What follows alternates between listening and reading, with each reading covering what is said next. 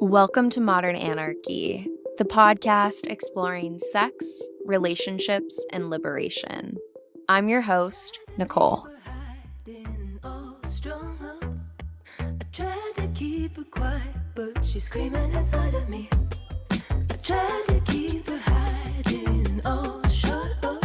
I tried to keep her quiet, but she's a wild, wild woman. On today's episode, we have Pamela. Join us for a conversation about liberating our authentic sexual expression. Together we talk about following the zest of life, connecting with erotic rage, and the power of your narrative. Hello, dear listener, and welcome back to Modern Anarchy. I am so delighted to have all of you pleasure activists from around the world tuning in for another episode each Wednesday. My name is Nicole. I am a sex and relationship psychotherapist with training in psychedelic integration therapy, and I am also the founder of the Pleasure Practice, supporting individuals in crafting expansive sex lives and intimate relationships. Dear listener, the world needs more female leaders turned on. Oh, dear listener. Oh, how I hope you are turned on. I hope you feel that life force in your body.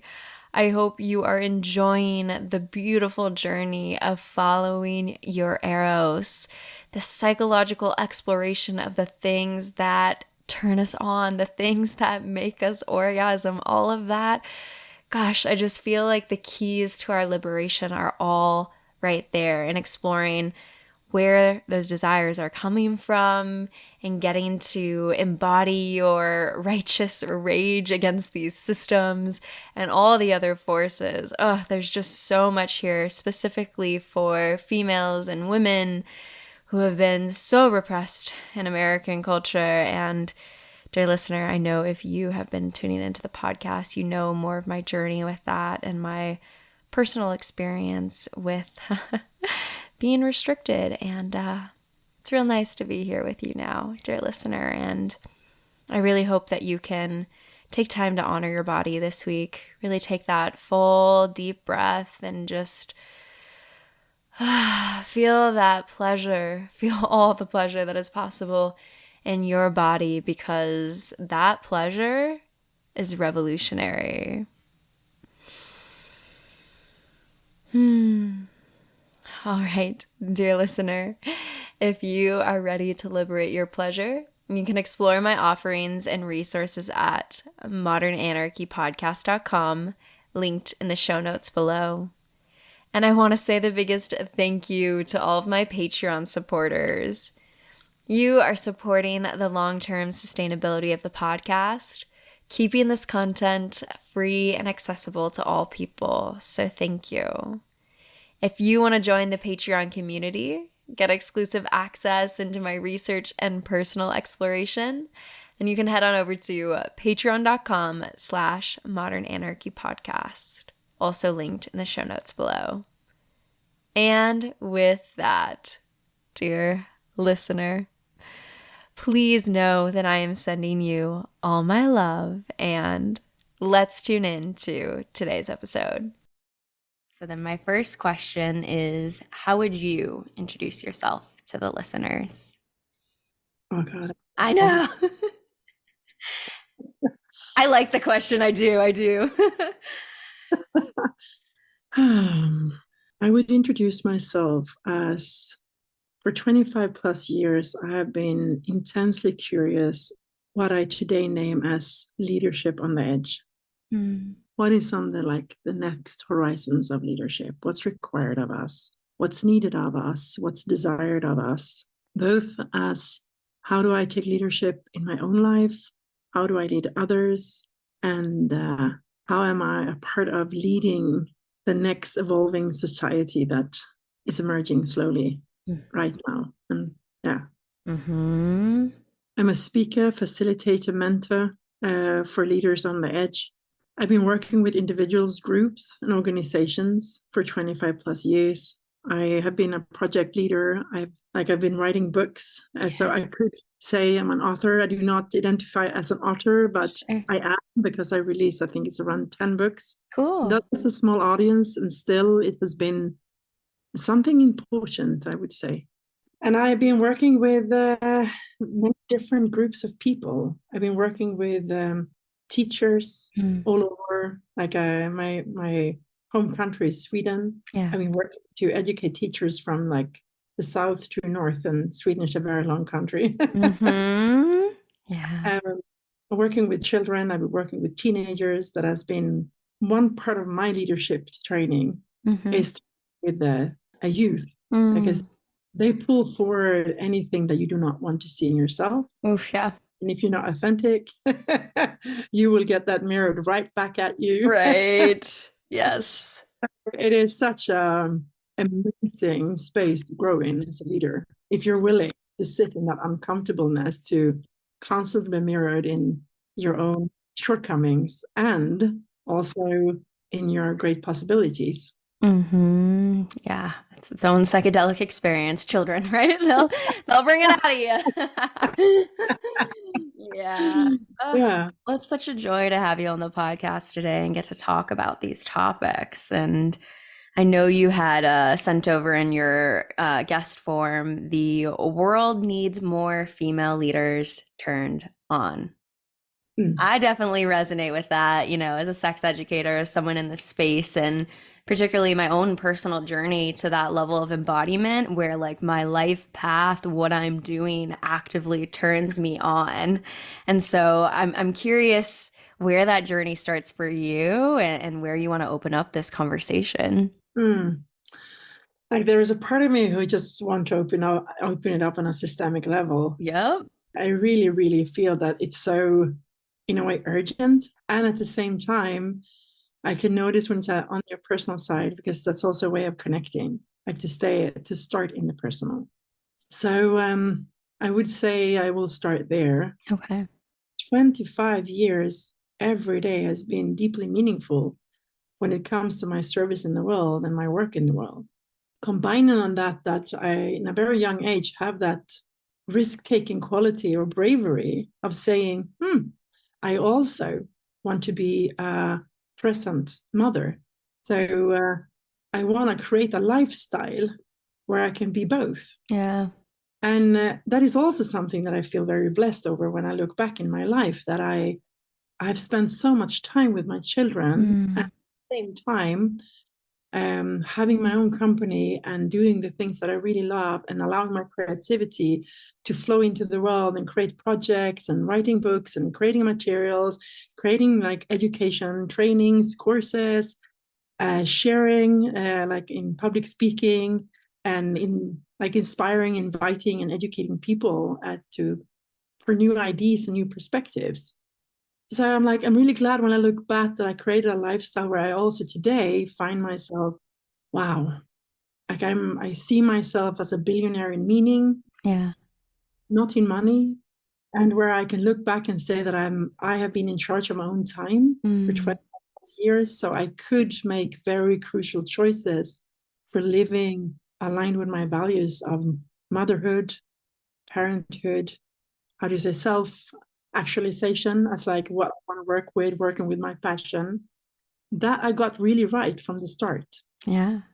And I also know that before I turned 30, I was close to my first burnout. And I needed to distract myself, like to just stay on the pressure of the path that I created for myself. There was so much beauty and joy in it, and still a deep sense of pressure that I would say today mostly came from within myself, out of the condition that I got from probably already in womb space, possibly before that, if we look at epigenetics, like generational trauma, what I got through my upbringing, through the zeitgeist that I am a part of, out of my generation. And I went there was It was a very profound, like that was a long journey to just start to unravel and understanding, become more self-aware and how do you say that in English, like self-knowledge of like, hey, what's my driving forces? Like where that it goes off, like, because honestly, I had created exactly the life that I wanted, and still I could not be in pleasure of it. Right. I was on one very advanced self-knowledge course, and we had like a full depth day with different modules for that day, and exercises and inquiries and meditations and nature quest, and went into like, this is my last day in life, and I'm gonna go to my funeral. Like that, it started the day before, so it was like 24 hours. And I remember I was sitting in the nature in one of the exercises and having pen and paper, and I looked back at my life and I felt truly blessed. Like I felt truly like, wow, I've done good. And then there was still like this really strong impulse of like, and there is one thing missing. Like, and there was like that impulse felt, it came from deep, deep inside of me. Today I would probably mention it as like a deep desire, like a deep, deep desire beyond the surface desires that we can have, or the conditioned desire we can have. And that was pleasure. I not enjoyed life, even if I created like a really good life for myself and my family and friends and community that I had around me. So that was like one starting point of what does it really mean to be a woman? In what way haven't it been safe for me to walk the world and liberating my sexuality and unshame my authentic expression? And the sexual path for me has been my spiritual practices. Yep. Yeah.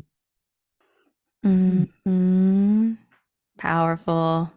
And then seeing what qualities that emerge, or maybe this is more the right way of expressing it, what qualities that I, in a way, always navigated by, but never got enough room to be my excellence.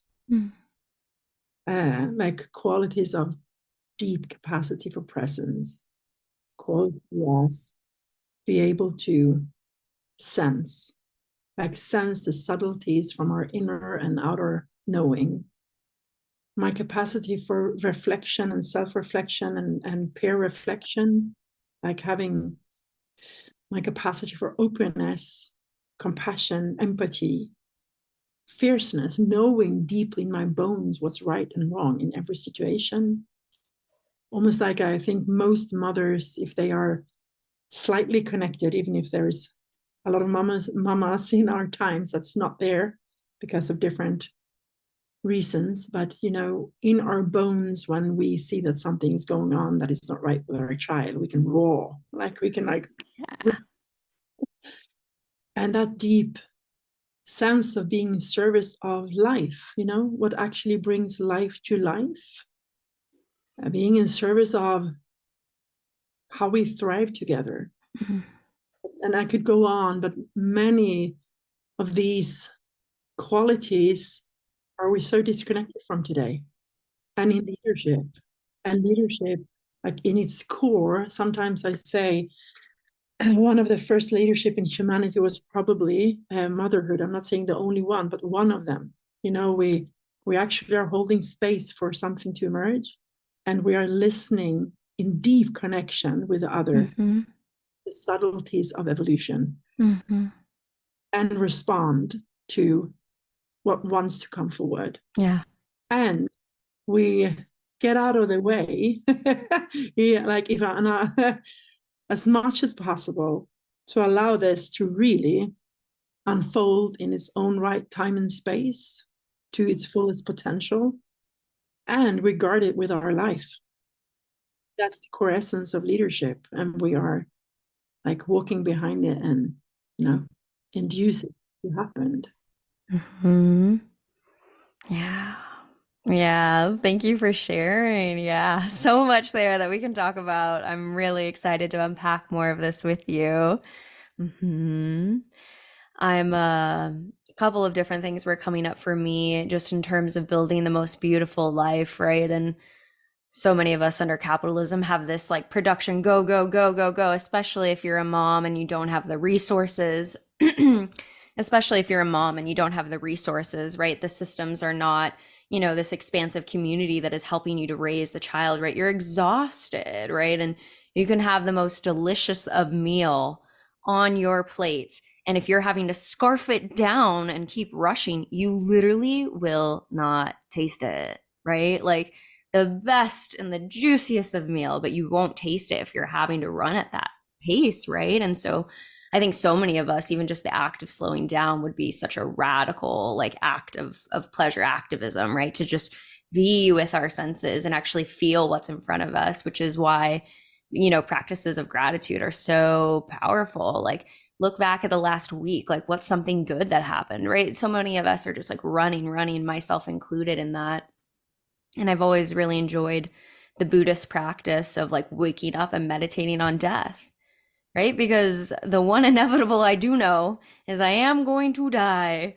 Okay, so it's like if that's inevitable and like waking up from that space of like knowing that, meditating on that, the joy that it does then bring in that embrace of death and that pain, for me is absolutely something that brings me more into the present of now, right? More into that taste of that delicious meal that's in front of me. But even beyond that, so many systems are against us. I'm just thinking about particularly my own upbringing of growing up in a religious context, right? From a young age, I was taught the body is sinful, the body is flesh, do not listen to the body.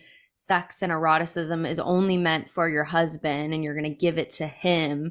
And so any other thoughts are wrong. So just completely disconnecting from my body in that way. And people who didn't even grow up Christian, at least in America, it was funded from puritanical roots. So you're in Sweden. I hope it's a little bit better out there, but like here, like that sort of lineage, whether you were raised in it or not, is deeply infiltrated through all of our cultural messaging.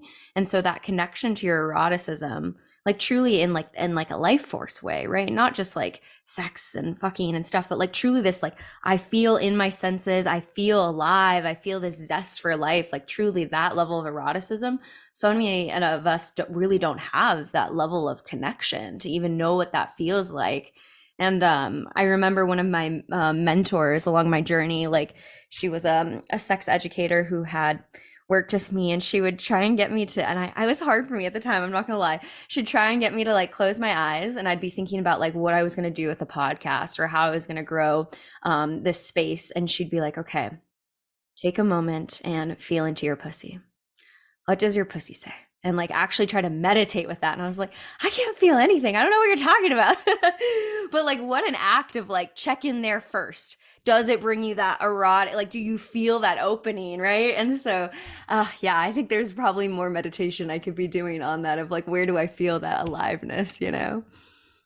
Oh yeah, I can so relate. My my pussy is definitely a part of my navigation for every day. I love that. Yeah. Say more. Say more. Ah, I as deeper I have been able to connect with my body, and as the more I have been able to open, and of course also it's a part of like my tantric sexual awakening. Like I walked the tantric path, I think almost 15 years before I entered like also to go into the sexual space in tantra. But I can sense and feel the life force energy running through my body when I am in the right place and the right time and the right person, and it's connected to my deepest desire. Like my pussy starts burn, like and I'm so grateful because I have a strong mind, and I have been fooling myself so many times in my life to go on like other ways around instead of for the path that I'm on. But with this like arousal, the erotic like response in my system, and as you said, thank you for saying that, there is a very clear distinction between primal sexual energy and sexual energy as creative. Right. So I'm talking about, and both are good and great, but they're different and they are very connected. Mm-hmm. It is like I'm talking about this spark of eros, the spark of erotic.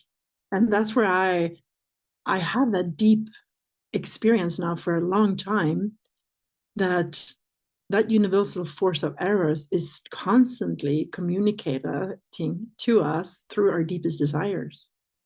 So it is like it's not the same as intuition. That's not how I experience for now. Maybe I would say different in 10 years. I'm still a Sure. practitioner exploring, but so today I don't walk into new collaborations or projects without a turned on pussy. I don't do that.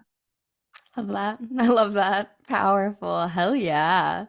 And it's hard when so many of our desires are again told to be wrong, right? Like back in my Christianity days, right? When I would have queer desires, wrong, right? Back when I was practicing monogamy and I'd have desires for other people, wrong, stop, right? Even when I would have these relationships and have longings for multiple people, wrong, right? All these different points where I would have these reactions, but society has told me along the way, wrong, bad, whore, burner at the stake, right? Like, how are you supposed to be connected when that's the response? Yeah, but I would also say something more. This is a very concrete and close example. It just happened a couple of days ago. I have a Mm. grandchild, and she's turning 2 in 1 month, and she is insanely and madly in love with dogs. Really, it is a passion of her. And we borrowed a dog that she knows a bit, but she hasn't met for a while. And I could notice the intensity coming up in her system when she was like full on, like in that excitement, aliveness. Like she was like, and I looked at my daughter, and my daughter was like I'm getting so tired of this. Like, it was more like because the nervous system in my daughter, she couldn't fully hold the intensity of the desire and the excitement and the turned onness in this little 2-year-old. And I was just like, wow. And then when I looked at it, I was like, God. And I could notice my own nervous system moments like checking out, where like I got disconnected from myself because it was just too much intensity for my nervous system. And then I was like, regulating, coming back in. Okay, I'm here again. Yeah. So it was just like a very small, nice, like everyday moment of practice. But I just got such a realization when I looked at it. It's like, how many of us have been able to be held in this society, in our community, in our family, when we are the most alive? And we know the answer to that. Yeah. But it was just a moment when I could see it so clearly and just investigate like my nervous system, my daughter's nervous system. And then I could see when we left the dog, she went into this total grief. Mm. Like she was like insanely, like she was crying and then it was next moment of holding the intensity Yeah. of the loss of something so profoundly beautiful. And again, I looked at my daughter and I looked at me and was like, okay, we were going to regulate. We're going to sit here and just hold space and do something that none, I haven't had it. Mm. She have had partially, but not fully. And just like sitting there with like the third generation, say, okay, it's just something in that moment of our own capacity to hold intensity in the society we live in today, in that disconnected world that we live in. Yeah. Yeah. Yeah.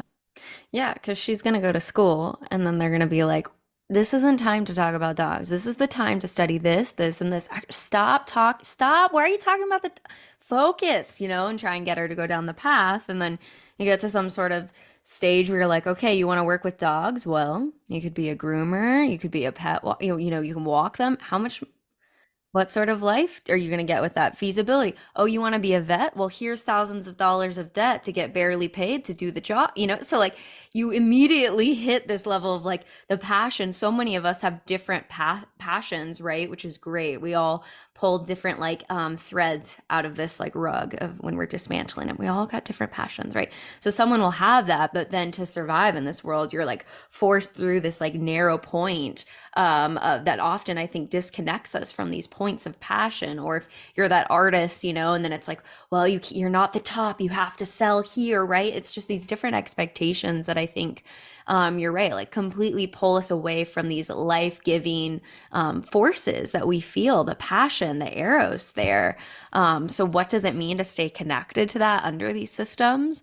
That's a difficult journey for a lot of people to navigate because of the realities.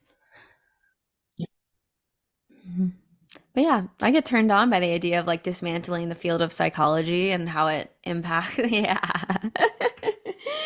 I do, you know, like it's a great, there's a lot of healing that comes from this field, but there's also a lot of harm. There's a lot of problematic abuses of power and the ways that this field doesn't always take a systems level perspective to understand that the individual suffering is not just at the cause of the individual. Personality disorder is a great example, right? Like there are relational, like you said, epigenetic factors, systemic factors, and until we have that, yeah, I want to dismantle that, and I get enraged. And I think that's also where like the understanding of women's eroticism and connection to rage, that's something that isn't talked about, right? Like any of that, it's like there's very limited scopes of what eroticism can be. And so I do believe in a future of more women connected to their rage as a part of their eroticism and pleasure.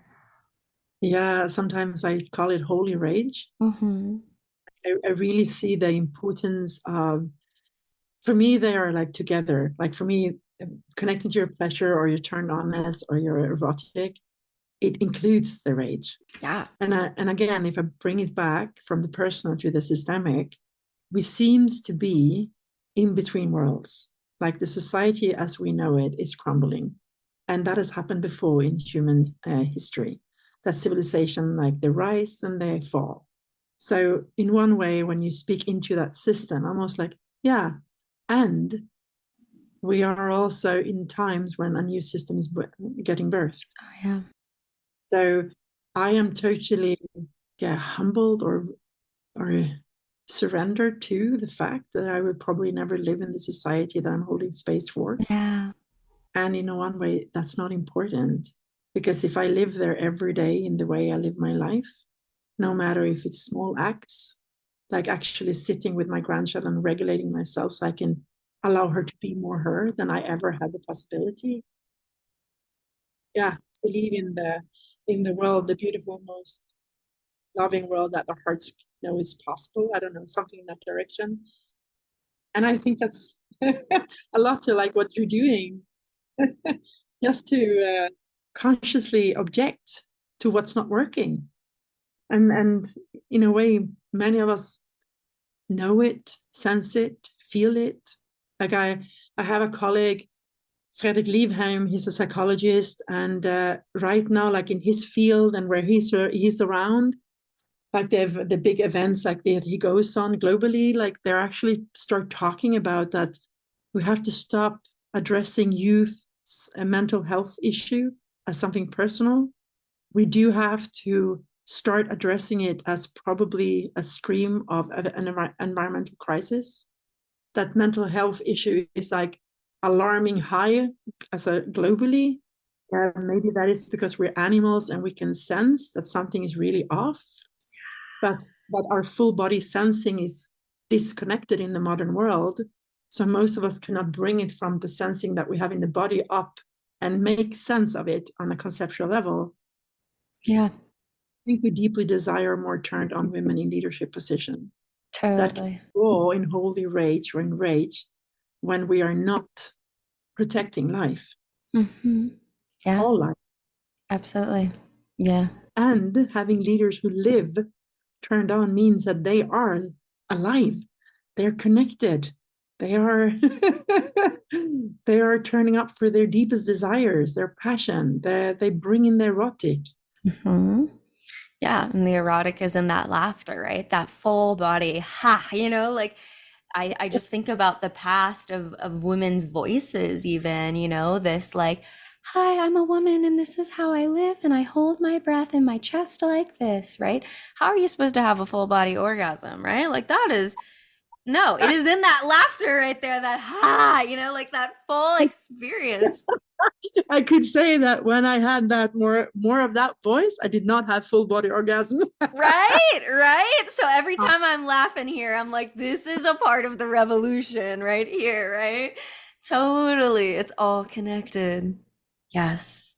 And I think about just the pain points of what you were talking about with like the mental health field. And I remember I had been traveling and there was this animal. I feel like it was like a small marsupial. I'll have to like do some research and put this in the show notes. But I remember we had gone to this exhibit to go see the animal, and tiny little big-eyed animals with these bushy tails, like just like hold them in your hand, small little baby animals, so cute.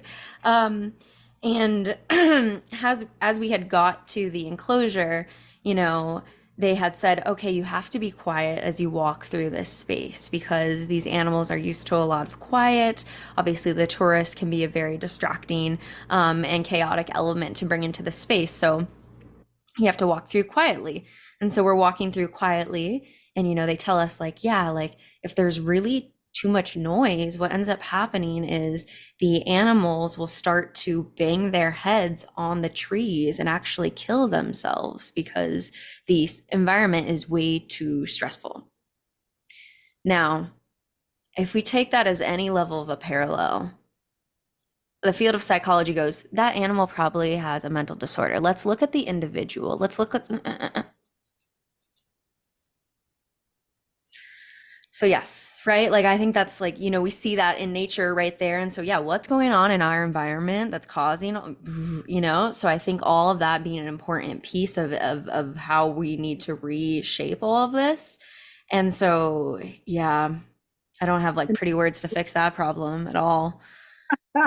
No, but also here, like that's what's one thing I said to my daughter when she started to work full time after her parent leave again. Now her husband is home, so we have that luxury in Sweden. We have a good still a good social welfare. I'm very lucky. Yeah, we're very lucky, and still it's far away from what we actually through nature needs as human beings. Right. Yeah. Still, it's good. I think it's I think it's a part of the best. The parent leave is one of the best in the world. So I know we're deeply blessed. Like we are very supported by that. But my daughter came winter. We had a conversation, and she was like, "God, I'm just not enough anywhere." Mm. Yes, that's true, and don't make it personal, because the modern society is constructed around the nuclear family, and that's a lie. So it doesn't work. Like even if you pressure yourself harder, even if you run harder, even if you earn more money, the time will not be enough, and that's not about you. So like, and it just felt so insanely good to just like remind her to keep sane. It doesn't take away like the squeeze and the pressure, but you don't have to keep on internalizing that voice. That's about you. Mm-hmm. Yeah, absolutely. Pointing the arrows. Go ahead. Yeah. No, but also like so it's like we are in a system, in my opinion, that doesn't work. I think and I think because it's crumbling, more and more people are actually consciously object to it. Mhm. um, and I also know something you said before. I'm jumping a little bit right now, but Sure. I think I receive it's important that because I've met a lot because I am a mentor for leaders on the edge, change makers, and I met a lot of leaders with a hero's complex Sure. self out to try to change the world into a more thriving place. And where I am right now, I don't believe or see, or my wisdom don't point in any direction that I can create something that I'm not fully am, that I need to embody it myself. So when you said before that many women have the narrative, the story, the program that my pleasure is for the other. It's not even for me. Yep. Many women walk in life in the Western world. That's I can't speak for the whole because I don't know. I know the Western world more. they walk the world as sacrificing mothers. And even if motherhood is about sacrifice, because adulthood is about sacrifice, it is about responsibility. That's good and it's great. But when it's a sacrifice that gets too unbalanced, then we are in lack, and we are in distress, as these little animals you were pointing at. Mm-hmm. We know out of polyvagal theory that our nervous system is not just you have one and I have one. We have a social nervous system. So my nervous system that I offer my children, the future generation, will be programmed into the same disconnection, stress, and so on. And starting to really take full radical self-responsibility over your own pleasure and saying, I have a clitoris, an organ in the body, and the science says for now that it seems to be just for pleasure. Mm. Maybe that will change in the future. I don't know, but that's what is now. And the latest science on it is like 10,000 nerve endings. Mm. It's a potential for a hell of a lot of pleasure. Hell yeah. Yeah. So like, really, how can I, as a woman, focusing on my sensuality, so I'm actually can experience the world's pleasure through my five, or if you would say, sex senses, and being in pleasure, then I'm thriving. And from that space, I can create more pleasure and a community around me, relationships around me, workspaces around me, where pleasure is available. Yeah. And pleasure is connected to, like, as I see it, abundance, wholeness, generativity, erotic. Mm-hmm. Yeah, absolutely. The people-pleasing tendencies of women, deep, right? Because that's what we've been social conditioned. A good girl does this, a good girl does that, good girl, right? Ooh, Oof. Yeah. Yeah, and for my own experience, right? I don't have any children right now. Like, I've got my little fur baby fat cat, but that's not the same level of responsibility, and not even close. This podcast, my other child, right? Little baby I've got that I run every week. But again, not the same level.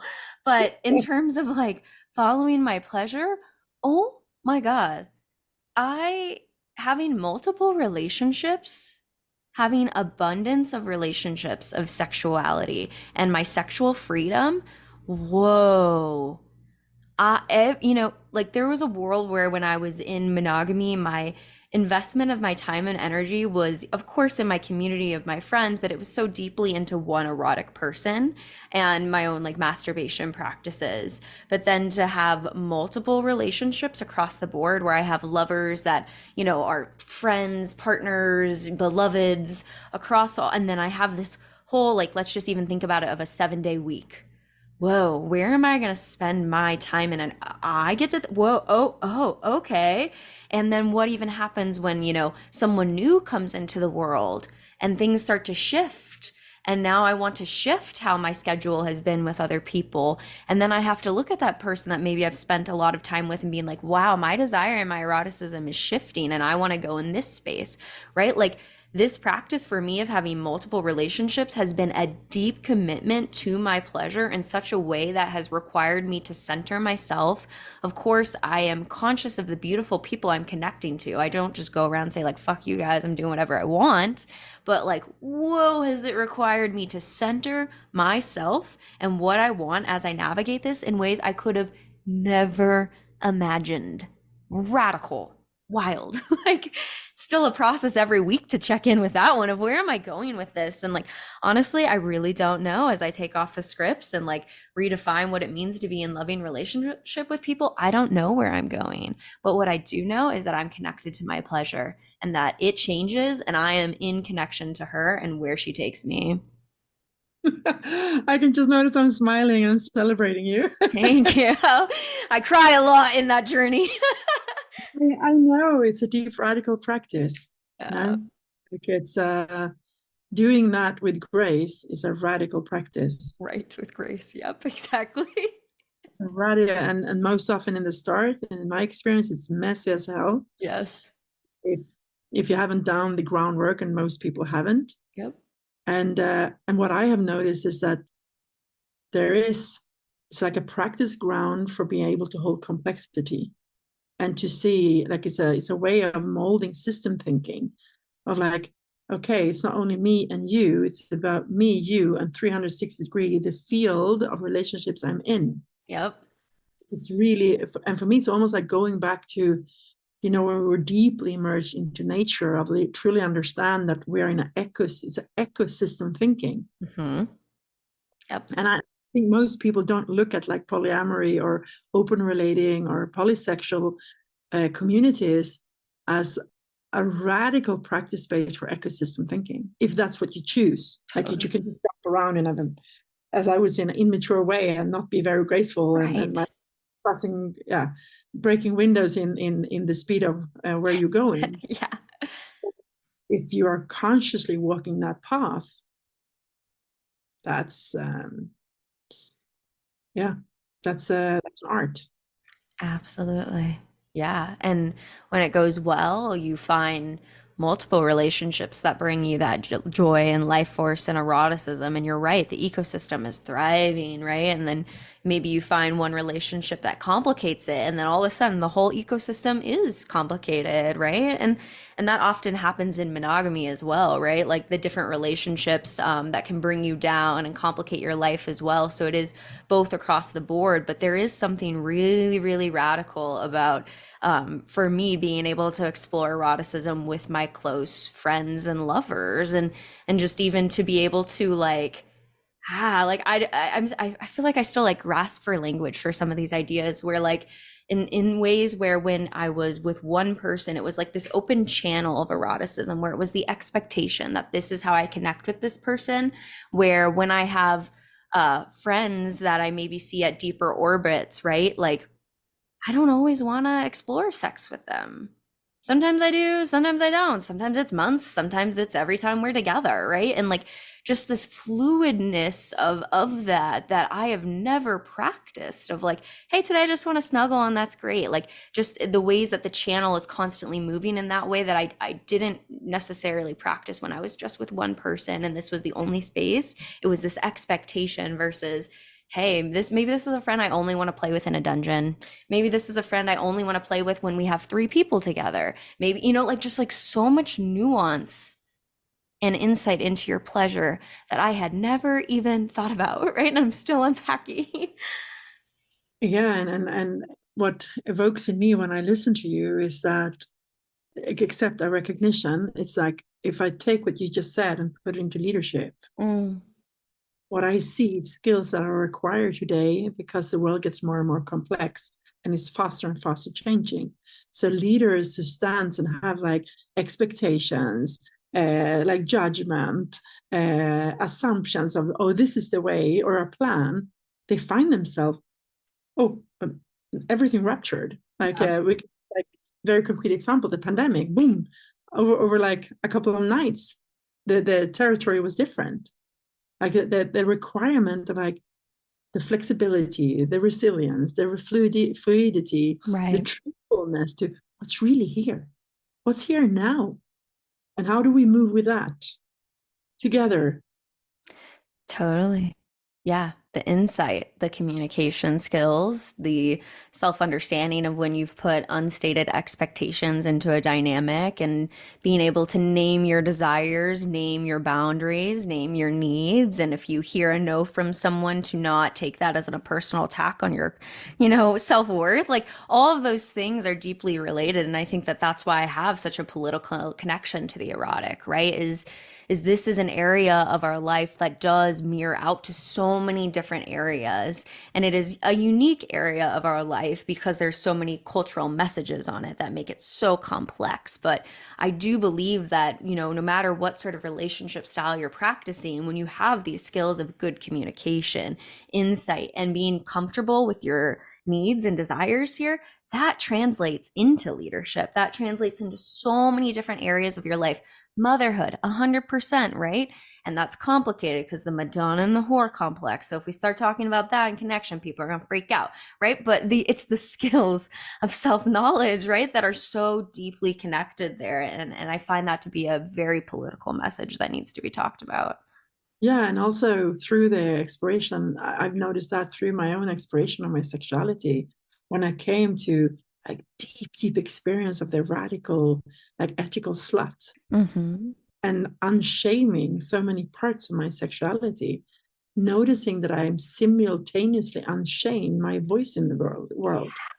Like the perspective that I maybe if I was sitting in a work meeting and suddenly I could notice like, oof, but I see it like from this angle and just saying it and then realizing my unique way of looking at this, that creativity that I pulled into the room made us synthesize and then suddenly we had a new solution on something.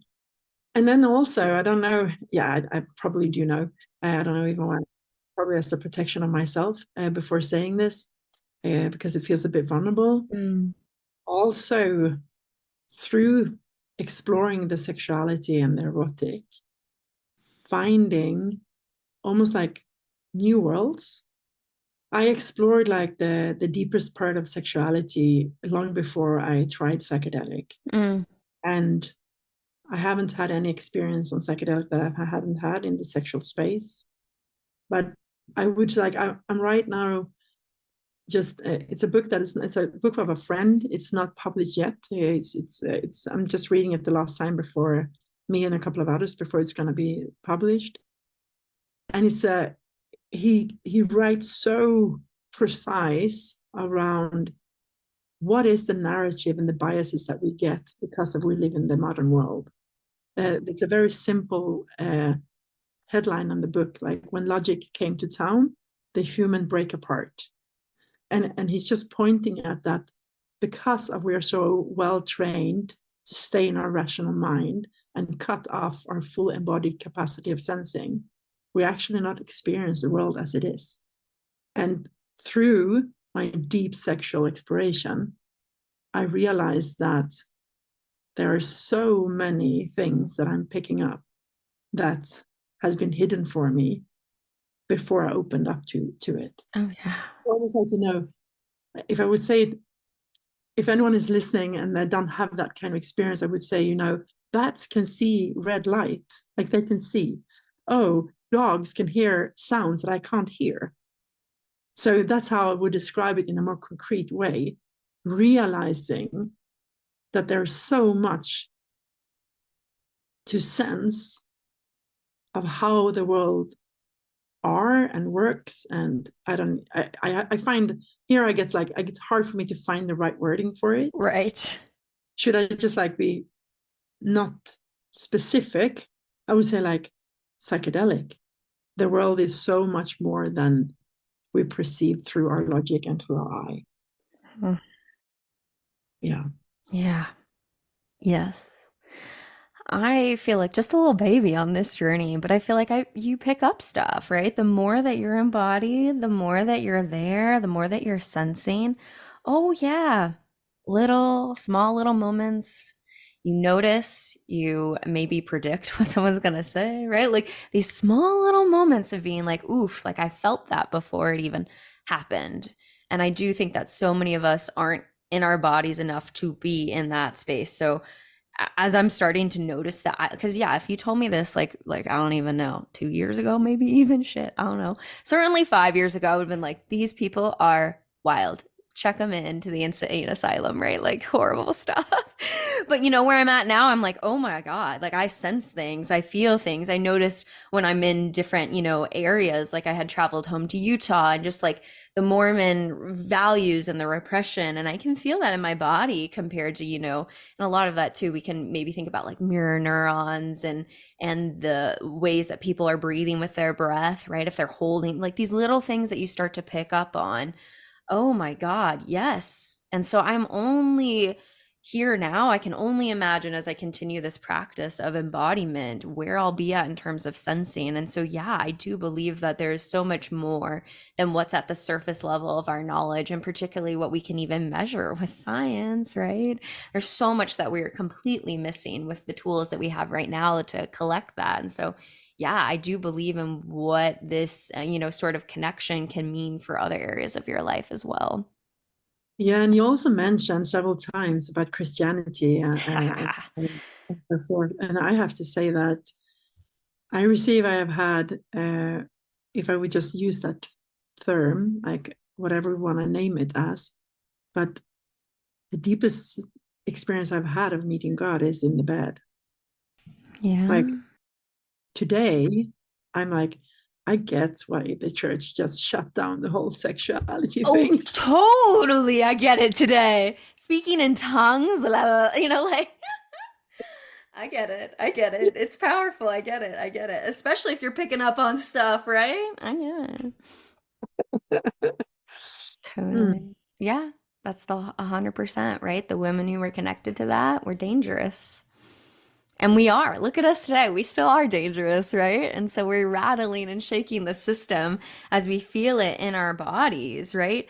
Again, the more you connect to the pleasure, the more you feel the pain too, right? That is a deep connected practice. And so the more that you're here, the more you feel that, the more you scream in rage, righteously so, at what the hell is going on. And so, yeah, we are radical, dangerous women to be in this level of embodiment. And so, yeah, when you look back to past religious structures that were ruled by men very clearly, oh, yeah, no, we do not want women to be in this level of empowerment and sexuality. No, no, no, no, no. So yeah, it all makes sense, and I think that's why it's such a political act to be in this space. And when I just think about like literally 100 years ago, these sorts of conversations would have had, at least in America, me in jail, right? So just I just can only imagine what future generations are gonna run with, right? Like we're running with the space now of people who have literally died, burned at the stake. We have lost lineages of women's religion and divine sacredness to their eroticism because of patriarchy. And so I can only imagine like sitting here now what future generations are going to run. And I really hope they continue to take up the torch and just take it in ways that I can't even imagine right now. Yeah, wow. And here I can notice I'm totally with you, and I feel both gratitude for all the women who the shoulders were standing on, and Right. in the future, women will stand on our shoulders. And we'll be able to be and do other things in the world as possible now. When I use that, when I type that sentence into like the form for today's conversation, like the direction, Yeah. want or we need female leaders to be turned on. And so we are all needed, like on the, as I see, like on the leadership edge of a birth of a new system that's actually seeing life as sacred. Because I would say that that's like one of my deepest realization through my own sexual awakening and entanglement. That was my deepest realization. Mm. Yeah. I think we're all hurting under the current system, right? Yeah. And so like I get frustrated with I understand, right? But I get frustrated with the feminists who get very anti-men, no men, screw men. It's like, oh, you don't yeah, but like you don't see that they're hurting under this too, right? We're all hurting under these systems. And so yeah, what does it mean for us to come together in that and to write a new narrative of understanding the ways that we can all be in community together for the collective well-being of our futures and the future generations? That is still unwritten, right? Like that's still a page in the book for us to write as we heal from the past and move forward. But yeah, that's not a negation of the things that have happened, but an integration of the ways that everyone is suffering under these systems. And so what does it mean to move forward with that? I'm excited to see. Yeah. And then, as I see it for now, like most likely getting in right relationship to yourself and then the Yep, other, that's a like good place to start. women, the fluids, getting in right relationship to themselves and then each other. Then we're getting into like a whole system and moving together from there. And in that core, that's fucking get around our sexuality. Yeah. Mm. I think that's been one of my favorite aspects of becoming a psychotherapist, right? Is the responsibility for me to be in connection to myself. And, when I'm serving my clients, when I am loving my clients through that sort of service, it is absolutely my job to recognize within myself the moment that my chest gets tight, the moment that Yeah. I say what internally, right? The moment that that happens, that is the moment where I then have to take first a deep breath, because we start with the body. And then I have to think, what is that bringing up inside of me? What is that challenging in my own narrative and my value systems of how I think the world is supposed to be? And then sit with that first, right? If our society could get that level of curiosity rather than vitriolic attack at the othering of people's different ways of living, like different ways of living life, ooh, I'd be really curious what sort of collective we'd be living in at that point. And so, and that work never ends. Like that work never ends. My chest gets tight about different things all across the board, right? And so like I'm confident I'll be dying one day going like, oh, there's still more to unpack of this stuff that's inside. And so I just, yeah, if I could invite people to be more curious about those moments where they do feel that tightness or judgment, like what is that bringing up in you? And that's not always a bad thing, right? There are some times where it brings up frustration when I have clients who are, homophobic. If they say judgments about other, that brings up a valid, righteous frustration, right? So it doesn't have to be an attack on you, but sometimes there's often things that it brings up that are unprocessed parts, jealousy, insecurity, internalized systems of oppression, right? And so I think it really is that insight, that continual practice of curiosity about your experience that is going to help us move forward as a collective. Thank you for your, I just want to say, like, thank you for your capacity of define, distinct, and being so gracious and specific with the way you communicate. It's so beautiful. I went into lots of debt to be able to have this education.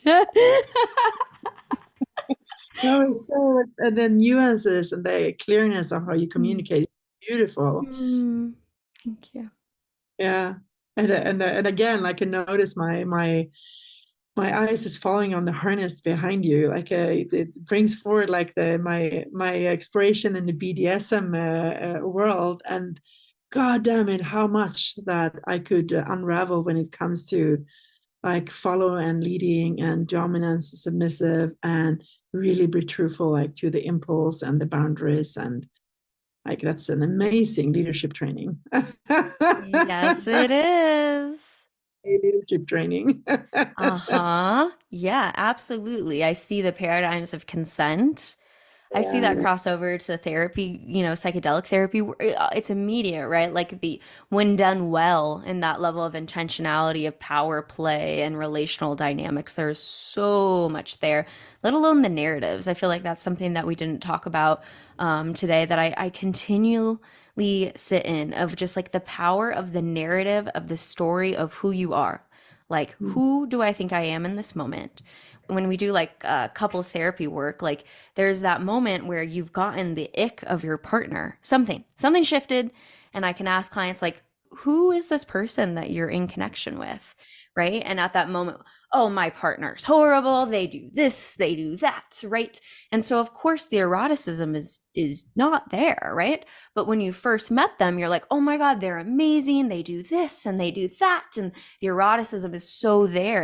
And what has shifted is the narrative of who this person is, right? And so I think about the narratives of who we think we are, right? Like, oh, I'm this hot, powerful woman, whoa, versus the, oh, I don't know, I have wrinkles and I have this and right? Like, and that changes how you move through the world erotically. And so I want people to think more about the narratives. And that is something that BDSM so deeply plays with of like, oh, you're submitting and you're in, the narrative unfolding and the juiciness of that. It's a very intentional choice of, okay, here's the ritual. We're going to sit down and play with this narrative, this type of energy exchange right here, right? But that narrative is happening for all of us in all of our lives. Like right now in this podcast, who am I? Who are you? Who are you, dear listener? Right? Like all of that is happening. And so I'd love if people could take that deeper level of understanding of the narratives that are a part of our eroticism as well.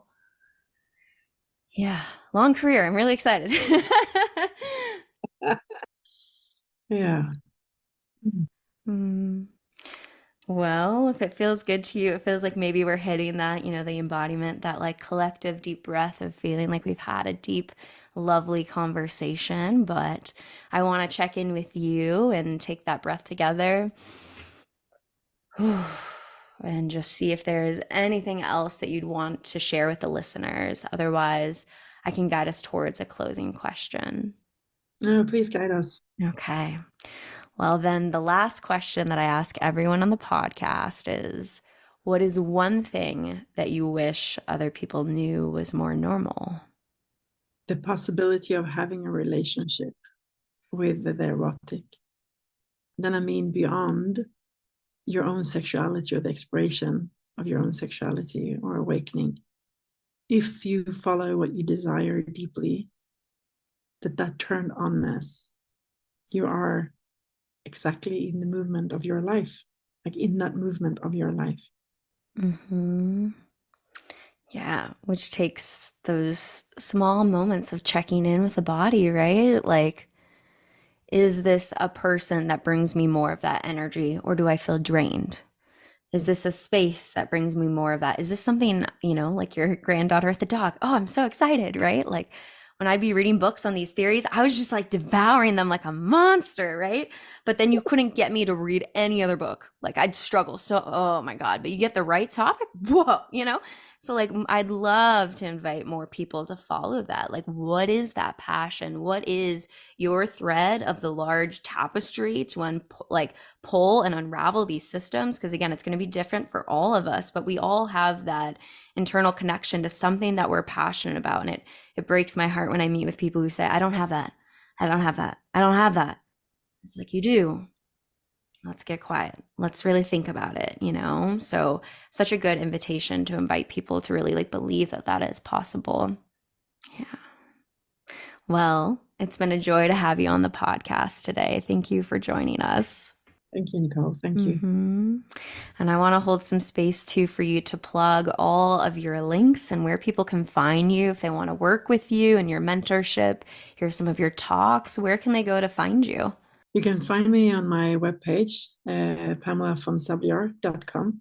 And there you can find different links to different offerings that I have. Great. Okay. I'll have all of that linked below. And yeah, thank you for joining me in this divine unfolding of eroticism. Thank you so much for the invitation. Absolutely. If you enjoyed today's episode, then leave us a 5-star review wherever you listen to your podcast. And head on over to modernanarchypodcast.com to get resources and learn more about all the things we talked about on today's episode. I want to thank you for tuning in, and I will see you all next week.